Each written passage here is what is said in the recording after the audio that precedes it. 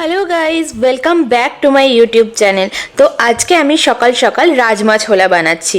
তো ভাবলাম যখন বানাচ্ছি তোমাদের সাথে রেসিপিটাও শেয়ার করে নিই। তো প্রথমে আমি রাজমা ছোলাটাকে সেদ্ধ করে নেব। আর এটাকে আমি সারা রাত ধরে ভিজিয়ে রেখেছিলাম, তাই বেশি সেদ্ধ করার প্রয়োজন হয়নি। আর একটু নুন, একটু হলুদ, একটু লঙ্কা গুঁড়ো আর একটুখানি বেকিং সোডা দিয়ে আমি এটাকে সেদ্ধ করে নেব।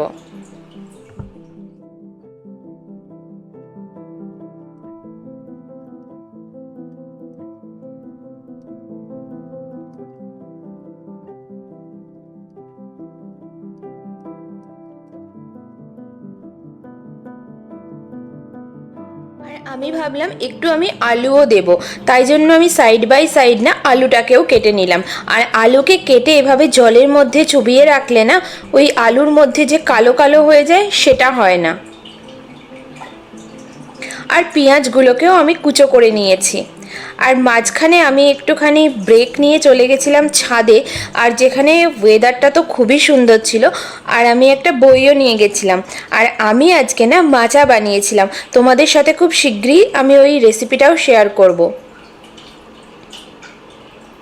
তারপরে টমেটোটাকে একটু পেস্ট করে নিলাম। আর তারপরে লাঞ্চে আমি আজকে আর কিছু খাইনি, এই ম্যাঙ্গো শেকটা আমি বানিয়ে খেয়ে নিয়েছিলাম। আর রান্না আমি সবসময় নোটসে লিখে রাখি আর দেখে দেখে করি, যাতে আমার কোনো স্টেপ মিস না হয়। তো যেহেতু ওটা সেদ্ধ হয়ে গেছে, তেলের মধ্যে আমি একটুখানি দারচিনি আর এলাচ ফোড়ন দিয়ে দিলাম। আর তারপরে আমি তেলের মধ্যে দিয়ে দিচ্ছি বাটারটা। আর এখানকার বাটারগুলো এরকম কিউবস হয়ে আসে, যেটা আমার ভীষণই ভালো লাগে, কারণ পুরো বাটারটা নষ্ট হয় না। যদি কোনো কারণে নষ্টও হয়ে যায় খুলে রাখার কারণে, সেটা একটাই হবে। তো তেলের ওপরে আমি বাটারটাকে ভালোভাবে দিয়ে দিলাম। বাটারটা মেল্ট হয়ে গেলে আমি এর মধ্যে দিয়ে দেব কুচো করে রাখা পেঁয়াজগুলো।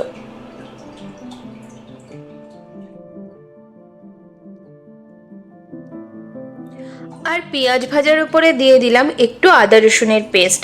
আর আদা রসুনের পেস্টটাকে ততক্ষণ ভাজতে হবে যতক্ষণ ওটা থেকে গন্ধটা না চলে যায়। তারপরে ওই টমেটো পিউরিটাও ঢেলে দেব।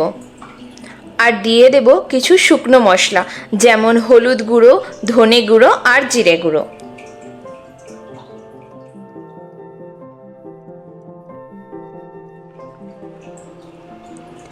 আর নুনটা টেস্ট করে নিয়ে একটু উপর থেকে নুনও ছড়িয়ে দিয়েছি। আর বাইরে দেখো আজকে ভীষণ সানি ওয়েদার। তো যতক্ষণ না মশলা থেকে তেলটা ছেড়ে আসছে ততক্ষণ আমি এভাবে কুক করে নেব।